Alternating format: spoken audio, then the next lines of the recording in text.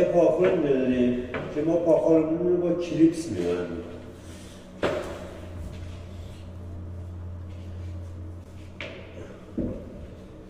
اگه شما هم پاخوراتون رو با کلیپس میبندید یه مشکلی پیش میاد. من اینو جا بزنم دیگه نمیتونم درش بیارم که.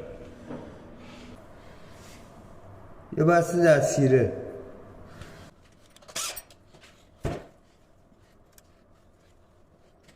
بله.